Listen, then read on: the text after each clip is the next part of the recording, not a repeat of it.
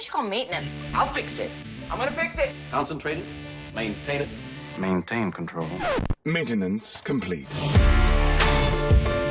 This is The Maintainers, a Blue Cap community podcast. My name is David Lee, director at Traction, and your host for The Maintainers Show. And I'm Jake Hall, the manufacturing millennial.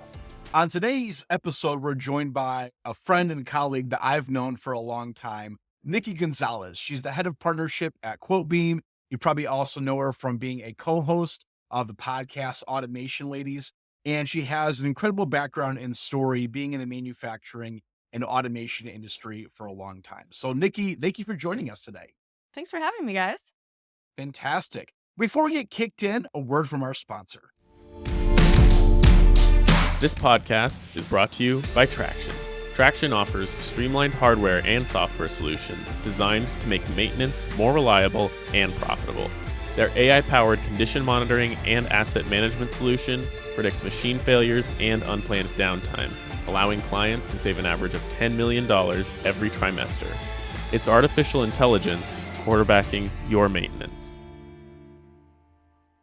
All right, Nikki, so we're having this conversation virtually right now, but if you were to pick a place that we could have this in person, where would it be and what would we be doing? Probably be at my swimming pool, and we would be having a drink in the sun, or hopefully maybe hiding from it, actually. It's been a very, very hot summer. But that was one of my main conditions when I moved back to Texas. I said, I'm going to have a swimming pool because it's going to be hot. And it has been hotter than I ever expected. And yeah, so I've been trying to spend as much time there as possible. There you go. All right, so jumping into it, Nikki, I would love to hear more about your background, kind of how you got from point A to point B. I'm sure the audience is wondering the same, so tell us a little bit about that. I moved to the U.S. when I was in middle school. I'm originally from Iceland. And my dad's engineering job kind of took us a little bit on an adventure. We moved to England for a little while, and then we moved here to Houston. And he was working for a British defense contracting company at the time. But about a couple of years into us moving here to Houston, they shut down their Houston branch. And so my dad was not done with his adventure, and he decided to start his own business. And I started working for him alongside with babysitting as kind of my first job in middle school. And I'm pretty sure it was before I was 16, so he used to just pay me out of his own pocket, Instead of me doing chores at home, I got to come to the office, and it really just got me started. I thought everything in the business was fascinating. I didn't quite, start getting the bug for the engineering side of things. And I've always kind of stayed on the business side, but it was really watching him grow that business. He was building a product as well as growing the business, hiring people. And he's an electrical engineer. And this company was focused on mobile resource management, so tracking trucks and boats and barges and things like that, keeping track of their fuel consumption, making sure that they were being safe, making sure that home office knew where they were at and could route them efficiently, and starting to do things like automating forms, bills of lading, fuel tax forms, and different things like that. And so I worked for him every summer, every spring break, all the way through college. And I worked basically every job there is in the business, ending coincidentally with kind of making some sales. It wasn't really on purpose, but I picked up the phone one time and, it was a customer call and they just kind of let me run with it. It was a prospect and they said, hey, if you need any help, ask for help. But otherwise, you kind of know how this goes, right? Give it a try. And this was, I guess it was coming up on the summer break before I graduated. And we went to the trucking trade show in Dallas. I think it's called the Great American Trucking Show. And I remember this prospect was from Washington State. One of the reasons they needed a tracking system was because in rural Washington, there was not a very good cell service. And these trucks would drive, across the state as well as elsewhere. And they had no idea what was going on. And I did a remote demo. I think it was like desktop sharing at the time because we didn't have these Zoom meetings or remote things so much at the time. But I did it from my hotel room in Dallas to the customer in Washington and closed the sale. And then some weeks after, my dad got an email, and we didn't make it apparent that I was his daughter or anything. It was just like I was another, employee at the business. And he got this email from the customer saying how happy they were with the solution and that the sales process had been great and it really solved their problem and that they were really happy with the job I did. And that kind of opened my eyes into the world of sort of like technical solution selling. It's not going out there and saying your product is the best, or your product is the best. It's that somebody has a problem. And if you can correctly match that problem with the solution and make sure that it meets their needs and, train them on how to use it, that was, kind of a wake up call for me and what led me into the engineering side of, the business side of engineering. Because I realized that I didn't want to be sitting in the corner, making the drawings or specifying the system. I wanted to really be out there and solving these problems with people. So I ended up getting a job in factory automation coming out of college. Grew up in that, just loved it. Like, you can't stop looking at a production line and see what else could I learn or what else could be done better. So I ended up in vision systems, motion, pneumatics, and then I ended up going into supply chain, because you kind of like look up and down the line and think, okay, now I solved this problem. What if we solve it one step earlier in the process? That would save money. That would be, cause less problems and so on. And so I've just kind of continually kept looking up and down, wherever I'm at and see what's the next problem to solve. And worked my way into a variety of different situations that way, including where I am now, which is kind of bringing a lot of these weird experiences that I've had, or not weird, but just, different parts of the industry together.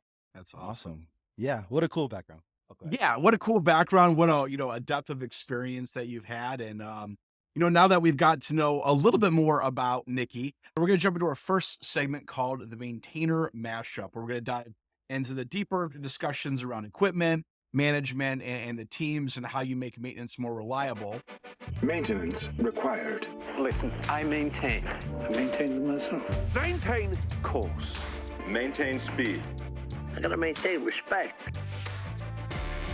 Now, you have a more interesting perspective on it because you're not on the end user side of maintenance. This kind of ties into a discussion about QuoteBeam, and I want you to talk more about QuoteBeam and what QuoteBeam does. But how are you seeing the trends with your experience at QuoteBeam on how maintenance and the manufacturing industry is shifting and moving forward? Well, we didn't build our platform for the maintenance or, the MRO buyer or technician to be our primary customer focus. To start with, we really wanted to work on building something that would help machine builders and panel builders that have to work with complicated bills of materials. But because we're out there doing what we do, a lot of maintenance people have found us. And the reason they found us is because they need a spare part, or their machine is down and they don't have a spare part in their inventory. And then what happens, right? They have to go find where they can get it. First thing first, they typically will go to their purchasing department and say, hey, we need one of these, or, maybe they have a vendor that they bought it from before. But with the supply chain issues the last few years, it was not guaranteed at all that your normal vendor would have this product stocked. And if it wasn't in stock, anywhere, you're looking at maybe 2 weeks if you're lucky, 4 to 8 weeks if, normal, 52 weeks to we don't know, to it's never going to happen, quote, on the worst end. And those people were coming to us, finding us on the internet, Google searching for the part numbers of those pieces of machinery or equipment that they either, didn't have enough spare stocked, something unexpected happened. And anywhere from, hey, we got to replenish our crib stock because we just used this part and now, we need to have it in case something breaks before 52 weeks from now. Or my machine is down, my line's been down for 2 days. I really need this right now and I can't get it anywhere. Do you have it, or can you find it for me? And I felt worst in the cases where they didn't actually know the manufacturer's part number because the machine builder had obscured it, taken it off, replaced it with their own part number, and now they're not responding or not providing the parts. That's the worst, because then we can't even help in that situation. But what I am seeing and what I saw as a trend was, unfortunately, too many facilities, they didn't have the foresight or hadn't invested in the safety stock or weren't aware that their machines were going to have this failure or downtime. And then we're caught in this situation of, losing thousands of dollars an hour or millions of dollars over a couple of days because a small part of their machinery, needed to be replaced or upgraded or repaired or something like that. But what we're doing at QuoteBeam is building a platform where anybody, whether you're a specifying engineer or, maintenance person trying to replace a part that's down, is make the supply chain more transparent, make it easier to find what you're looking for. Because again, if you have that very easy, I have a relationship from someone and they have it and you can buy it, then perfect. But what happens in the situation where that doesn't happen? You need to have a reliable number 2, a backup, somewhere where you can go to find things. And unfortunately, in our industry, it's kind of been this, siloed regional distributor relationships. And oftentimes, let's say you're a facility, you get a piece of machinery in and you didn't spec all those components. You may not have a distributor you already have a relationship with that sells that brand or those components. Or God forbid, it's something from, machine was built overseas. Yeah. There needs to be an easy way to get the parts that you need, whether you need them in a hurry or you just need to make sure that you're, constantly predicting and stocking what you need. So with that, what we do is we build relationships with a lot of these regional distributors, as well as national distributors and international in some cases, because if you need a part, you need a part, and you need to be able to find it. We have this connected platform of authorized distributors. We know what they have in stock and what's available, and you can order it through our e-commerce platform. And we're building a lot of tools as well for companies to be able to collaborate and, transact with each other, where we don't need to be a middleman there. It's just a matter of being able to find the right vendors in the right situations and then work with them. I think what's exciting about that is you're seeing how the impact of digital trends is affecting like purchasing as well, right? For so long, people would have to go back, and then I remember there was companies that would literally write down on a clipboard with like a line item of, hey, this is the part number, this is how many I need, this is the description of it.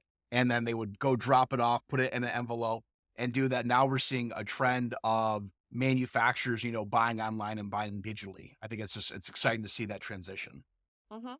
Yeah, for sure. And, it's really interesting seeing these shifts and also hearing about your background and what QuoteBeam specifically does. So you have this large set of skills and kind of these perspective from different roles, which is really cool. So you see this value chain from a niche perspective. So now looking at that and seeing the logistics issues that you've been able to help improve, what are you seeing kind of like the trends with respects to predictive and preventative maintenance and how they're operating differently since you've been doing that role? Because you seem like you would have some visibility on those shifts and things like that. Are you seeing it being more proactive? Does it seem like a steady state? Or what's your view on that based off of your perspective working at QuoteBeam right now? No, I feel like a lot more companies are seeing the value of implementing predictive maintenance, and it's been on the horizon and been, sort of a future promise and something that I think everybody has wanted to do over the last 10, 20 years. Whenever we first started talking about, machine learning and gathering data and then being able to predict things. But there's a level of maturity to both the industry of solutions as well as, certain size manufacturing companies are just not going to be able to make an investment into something like that. Let's say you needed to replace all of your equipment with smart equipment. Like you have a basic pneumatic actuator, right? They do sell them now with all kinds of sensors and, ones that kind of can predict their own demise for lack of a better way to put that. But that's not necessarily feasible for most manufacturing companies. If they have a cylinder in place that works, A, they're not going to replace it for no reason. And B, with the cost of the extra smarts, oftentimes it doesn't make sense for them when they're doing routine upgrades and maintenance to, take something basic, reliable, and inexpensive and replace it with something that, A, might be much better, but B, you might need a higher level of trained personnel to deal with it. And then typically it's kind of vendor specific and pretty expensive. Where I've seen the most growth and, sort of adoption of these types of technologies are when they are very easy to retrofit and they're vendor agnostic. Because unless you're building, a whole new greenfield facility recently, and even then, I think most smart companies don't use, one specific vendor for everything.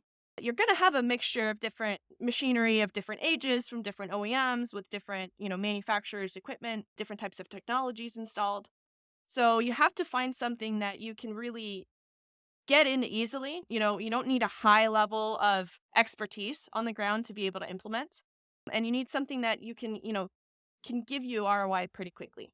So the things I've seen the most, increase in adoption recently have been vendors that have solutions that will bolt onto other vendors' solutions. Or third-party companies that are coming in, not from a technology vendor perspective saying, I'm going to now, try to increase the market share of my products by doing this, but by somebody that's looking at the problem and going, we can solve this and we can do it for all of these machines in here, and we can do it easily. And in a way that's also digestible, to the business. So having, a subscription model in addition to maybe a CapEx model, that can really help with adoption as well, where you can kind of also start maybe bite-size with a department or a line, test it out, and then not have a whole lot of lock-in, whether it's barrier to entry to buy the system or, having to sign up for, let's say, huge long contracts at the outset without knowing if something is going to really give you that ROI. But I am seeing a lot more companies now investing in having more foresight when it comes to planning, both when it comes to maintenance and things like inventory planning and stuff like that. Right. That's awesome. Yeah, Nikki, you are spot on. As a director of predictive maintenance projects, you've basically gone down with all the challenges are. For example, like you said, that initial upfront investment. So the approach that I typically use and that we use on these projects is we look for the highest return on investment, right? We want to get you the highest cash on cash return. So we offer CapEx as well as subscription models, right? And then to make it more accessible to the, I would say, more mid-market manufacturers and things. So yeah, you really hit the nail on the head and on a lot of different approaches that are working right now. What the challenges are, having a platform that's agnostic, wise words. I love talking to you because you understand exactly what the needs are, and henceforth you accidentally becoming a salesperson. You know, I tend to do that when I really believe in something. Also, I'm kind of the worst buyer in some cases because by the time I contact sales, trust me, I've already sold myself. Like that sales call is for you to parrot the things I say that are great about your product, and then like I just want to give you money. Love it. When I like something, I tend to think through on a lot of levels on my own. Yeah. Right. That's the engineer. Absolutely. I think, every engineer at one point in time, like just by chance discovered sales and like, they were going from that technical to that people transition. They're like, oh, I guess I kind of just sold something, or I was doing a sales pitch. And we kind of all just like walk into it without like saying, I'm going to go into sales one day. I would love to talk more about actually what you and your dad are working on right now in the maintenance world. So can you talk a bit more about this most recent project and kind of talk about the launch and what you guys are doing now? Yeah. So about 10 years ago, he started a new venture with some partners out in West Texas, monitoring temperatures in fridges and freezers in grocery stores. So again, grocery stores are one of those things that I wouldn't have imagined needed any help with this. But as it turns out, grocery stores can be a lot like factories. They buy, different refrigeration equipment at different times.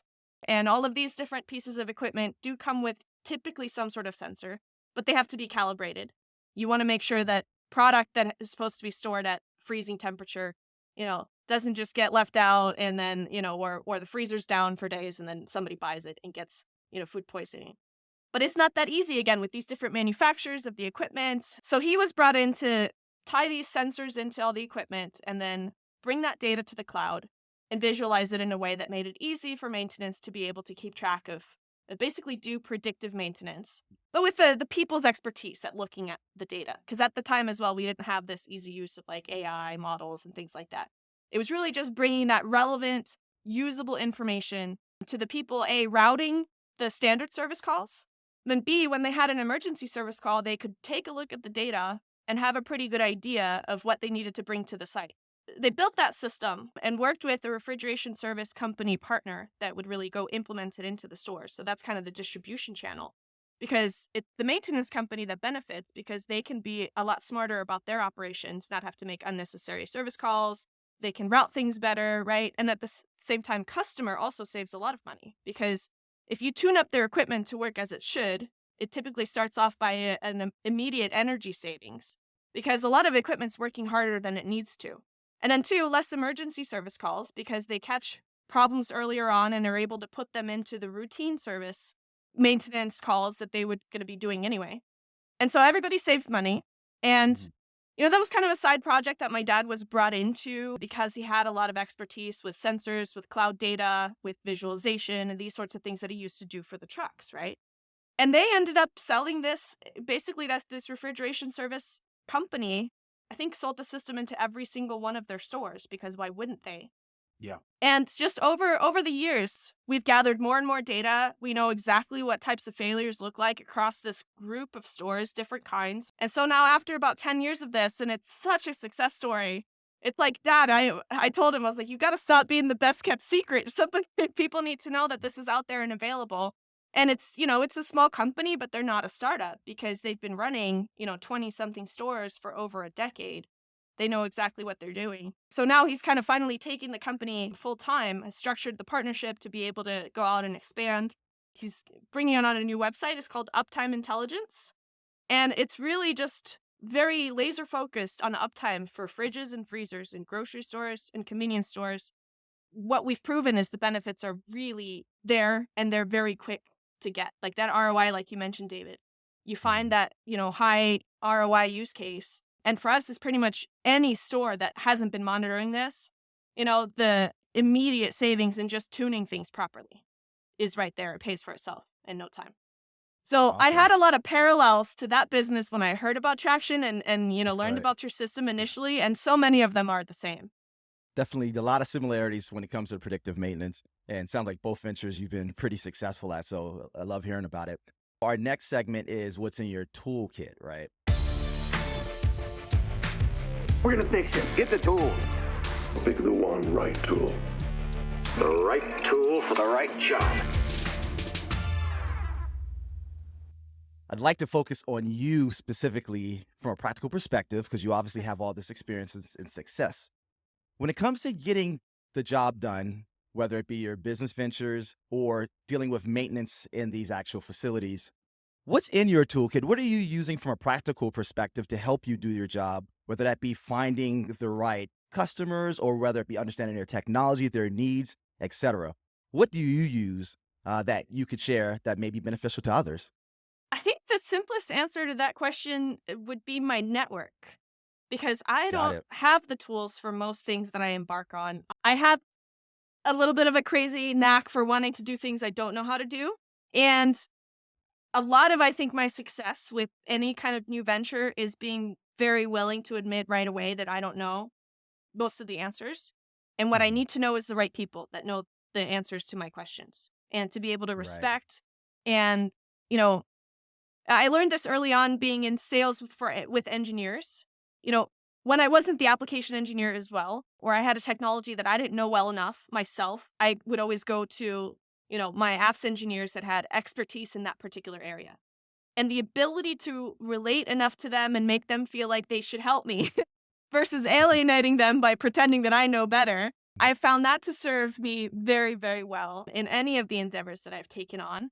And for instance, being here on the show today, that is a result of a 1.5 year long relationship with Jake that started, us being me being in the audience of one of his virtual events, and, us striking up a conversation, me trying to add something to the conversation, some value. Because I've found is, yes, when you go to a machine to handle a problem, or you go to a sales call to try to solve a solution, chances are you might have the tool you need in your tool belt. If you're well prepared, you know what you're doing, you're going to have, really good selection. But there's still always a chance that the right tool for the job isn't one that you have in your tool belt. Whether that's, from the standpoint of your company and your solution just isn't the one for this particular application. Or maybe you need a little bit more help, whether it's bringing in some more engineers from, your organization to solve the problem, or maybe going with something completely different. Right. Being able to kind of see that big picture and then know the right people that you got to know and be able to refer that business or bring in the right expert. That, I would say, is this sort of, my virtual toolkit anyway, is being able to recognize that I'm not everybody's cup of tea. I'm not the answer to everything. I don't always know. I don't always have the solution, but somebody does. And I would really like to be able to point you in the right direction.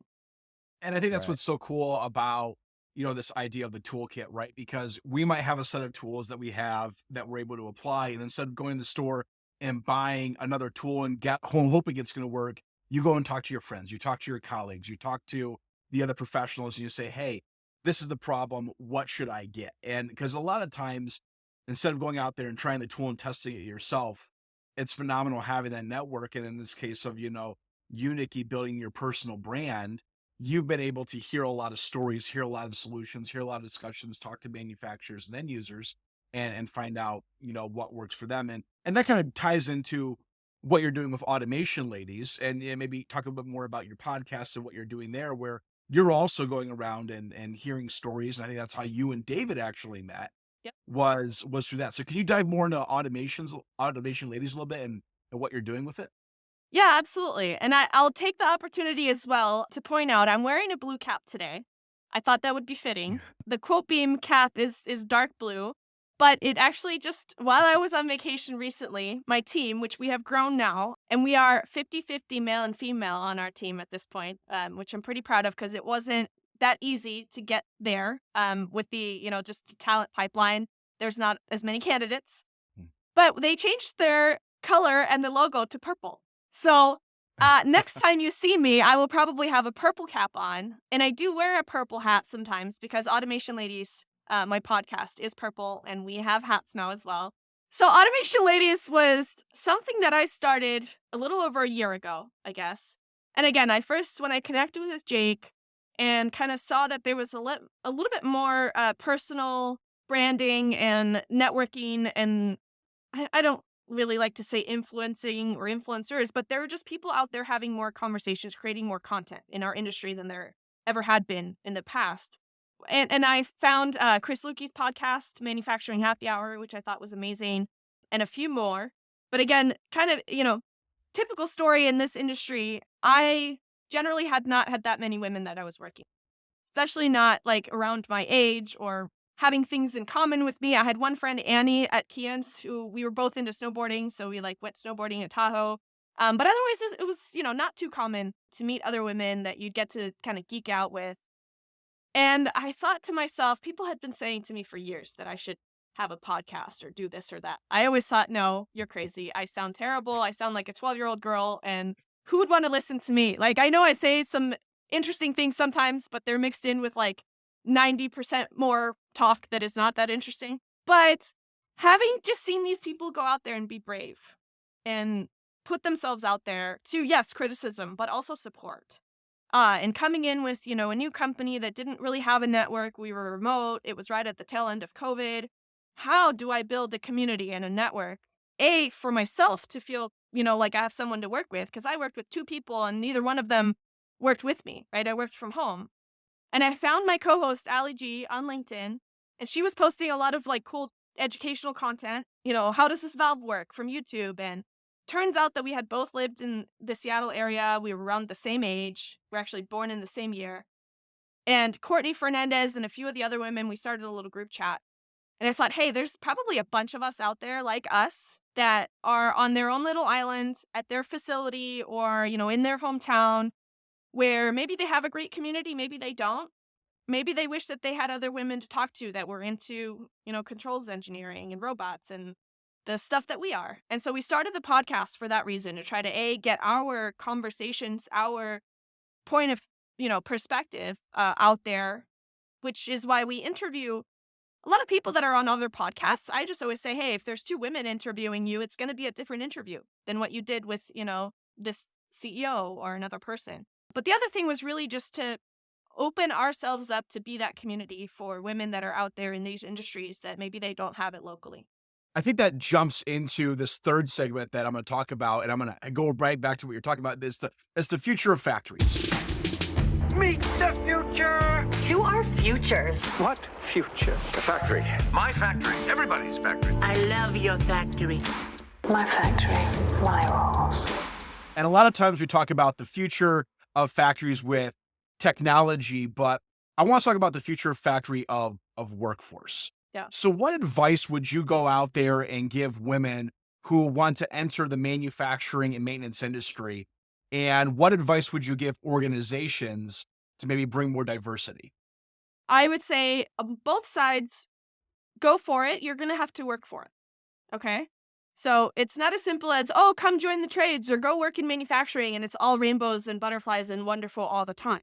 No, if you're into this stuff and you're into it enough to want to make it a career, then it can be a really, really great career. But the way that things stand today, most manufacturing facilities or even just the industry supporting them, right, they're very male dominated and in some cases a little bit outdated in how they might, handle you. And, that's just the reality. And not all of it, most of it is not meant to be negative. It's just, it can be tough for us when we are in the minority and a lot of legacy things are not necessarily made for us to feel comfortable.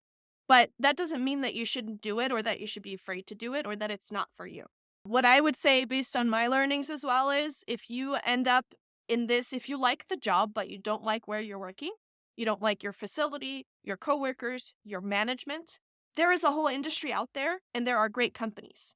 And just because you're not happy being, a maintenance technician or a welder in plant A doesn't mean that you couldn't be in plant B, C, or D, right? And the biggest way to find where you belong or where you can be happy, I would say, is network, network, network. Inside your own company, find people that you can rely on, find people that can support you, but be in your industry outside your own company. Because if you can't make it work at your existing company or where you started, that doesn't necessarily mean that you're a failure or that they are, right? It just may not be a good fit. But the best way to find another job is if you know what's out there and you know people that can tell you, hey, this is a good place, I work there. Or, just applying for random jobs where you don't know anyone. It can be daunting and it can be, it's exhausting on every side. Yeah. So if you have an in or you know someone, there are amazing companies in this space that care about culture, they care about bringing you in. And on the flip side, to say that if you're recruiting and you realize that you're going to do better as a company by having a diverse workforce, make it apparent that you care. Make it a point to be in places where you'll find more women, more different types of people than where you would traditionally recruit. And make it a point to tell them that that you want to do this. And they're going to find you. And especially if, people talk, right? Your reputation means something. Use it in your marketing, but also, make sure that it's not just a marketing thing. It actually is true, because then your existing employees are going to be your biggest recruitment tool, because they're going to tell their friends, their family, their network, their coworkers that, hey, working here is a good thing, and you should come join me. Wise words. Appreciate it. There's a key theme here that I want to point out to all the listeners, and it's about the network and community, right? We talked about the solutions that we look for to solve technical issues. We talked about even employment, and the central theme there is community. And this is the reason why we created the Maintainers, for the actual maintenance professionals to have that community so we can collaborate, bring solutions, bring opportunities as well. And overall, that will help the community as well as really the economy. So we're definitely on the same page. I appreciate your words there. Well, I think that's what's so important is when you create a sense of community and passion around what you enjoy doing. I think that's when true innovation happens. That's when, change happens within the culture, and then technology adoption and the workplace. And I think, a lot of that we're seeing happening on platforms like LinkedIn. So, Nikki, to kind of wrap up this final segment, what do you see are ways that you can leverage this platform for future generations, for the future women or women who are currently in the workforce that want to continue to grow their resume or grow their profession? I think part of why we have this trouble with recruiting is also lack of representation. When women or girls see other women in those roles, if they don't have someone like, let's say, their dad, right? For me, it was my dad, but I wouldn't look at some random male engineer that I had nothing in common with and no connection to go, oh, that's a role model for me, right? So it really does help to see someone that you can relate to in a position that you might be interested in. And there are a lot of great women out there in tech industries and manufacturing, but oftentimes we are more reluctant to put ourselves out there, to speak at conferences, to, have our personal brand be out there. And there's, to be honest, a ton of real reasons. Like, one is we have way more caregiving responsibilities at home, generally. Household, whether it's kids or caring for relatives, whatever. So oftentimes it can be more difficult for us to take time outside of core working hours to do something that, is not necessary for work. So the impact on the next generation and women, I mean, we already see there's some girls in our network. And again, because they have a dad or an uncle that knows us, we're not, out there like pitching to elementary school kids directly ourselves. But through our network, we see that there are girls watching us that want to come into this as a career, and they feel empowered by watching our shows or hearing us talk. Jake, honestly, I hadn't thought about this, but like a generation from now, obviously my stuff is recorded now. Like, it's on LinkedIn. There's LinkedIn Lives. There's YouTubes. I will probably be very embarrassed by everything that I've ever done and put out there online. Gosh. Go back. I'll have to send you some like early videos of like when I was first doing content on LinkedIn, like early, like March 2020. Oh man, those videos are so cringe. But thankfully, I think, we are all learning to have a sense of humor that like, hey, we're all regular people. We come to work and we may be experts at one thing, but we could be total idiots at another. And what I really want is to show people in general, girls, minor, anybody that doesn't feel super empowered to do something, And I'm going through this with my 5-year-old daughter right now.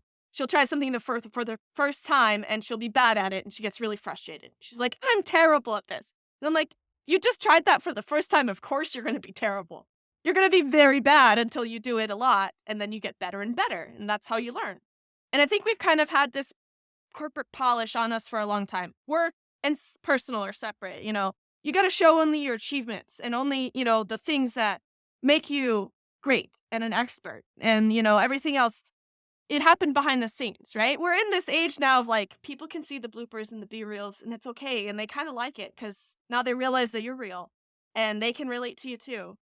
And so I'm hoping that like 30 years from now, I'll look back at this material or maybe not and just be like, hey, we did something good here. If I can hear like one girl graduating from an engineering school and she's stuck in the industry more than 5 years, and part of that is because, you know, she knew that it can be that way because she heard it on Automation Ladies and that it's okay. Like, I feel like I'll be successful then. That'll have met my goal. Definitely. I think you absolutely are having an impact, and we'll see that as time goes on. I'm very confident in that. So before we transition to saying goodbye, let's jump into our next segment, Fix It Funnies. The fix is in. It's making a really funny noise. I'm gonna fix it. Make it funny would be great if you could make it funny. Your fate is fixed. That's what makes it funny. Make sure it's funny. And so what we like to do is ask things like we started, your favorite summer spot, but winter's right around the corner. So if we were to do this in the wintertime, snow on the ground, where would you like to have this conversation in December, for example? Well, we definitely wouldn't be here in Texas because there wouldn't be any snow on the ground, at least in Houston. I would go to Tahoe, really, if I get a chance. Yes. It's been a while, but we would probably be up in the lodge somewhere having a beer after having some runs. And then having this chat, happy hour style. Yep. I like Lake that. Tahoe. Once you go once, you'll think about it for the rest of your life, right? Yep. For sure. Awesome. So, Nikki, if you weren't in manufacturing, you weren't doing Automation Ladies, what industry would you want to be? Oh, I want to be everywhere all the time. I'm kind of one of those people that like, I see things and I get interested in most things that I don't know about because they're interesting to me until I find out all about them. So I think I would probably continue to play in what I call startup land, which is just trying, you know, to solve problems or do things that other people haven't tried or gotten right, or, you know, there's something new and novel about it and it's always hard and you're always trying to do too many things with too little resources. But that's kind of where I shine. And so I would probably be doing, I don't know, maybe a startup in real estate industry. David and I have talked about this a little bit. I've dabbled here and there. But I kind of love the intersection of technology solving problems in any kind of, you know, setting. Yeah. And I will say, and I thought of this before the podcast, not because you guys asked a question about this or anything, but I would really love a predictive maintenance system for my home. Like, I'm not the type of, like, my household does not have Alexa. We don't do smart stuff at home. Like, I don't really want to tell these companies everything that goes on in my home all the time, or having Roomba, like, map my house for Amazon to sell me stuff. But at the same time, being a homeowner, there's a lot to maintain. There's a lot of systems. A lot of them I don't know that much about. And we're, you know, learning about each and every one of them, you know, doing our own repairs in a lot of cases, trying to upgrade, you know, we remodeled a lot of stuff. But just recently we ended up with an HVAC, you know, problem that we had to, you know, spend a lot of money on. And same thing with our pool pump. You know, we didn't know that it was broken enough to end of life and we needed to replace all of our pool water in a new pump right over the 4th of July weekend. Oof. Like, who wants it? And so if I had a clean slate and somebody to fund me, right now I would make a home, like, predictive maintenance for your home as a service company. Nice. What an idea. Awesome. And then final question, if you were to work on any dream piece of equipment, what would it be? Piece of equipment. I think at my house, it's a robot. I would build a household chore, you know, producing whatever, home helper. There you go. And I know there's a lot of smarter people than me working on this, so this is just, like you said, as a dream. I don't think I would be useful working on a home. Other than maybe like beta testing a household chore robot, I would probably be good for. But if I had unlimited and, just in my imagination, I would Yeah. build a robot to help me at home. Awesome. Nikki, it's been absolutely wonderful and a pleasure to have you on the show. Awesome. Thanks so much, Nikki, for being on with us. Very cool. Thank you, guys. All right. We'll see ya. Bye.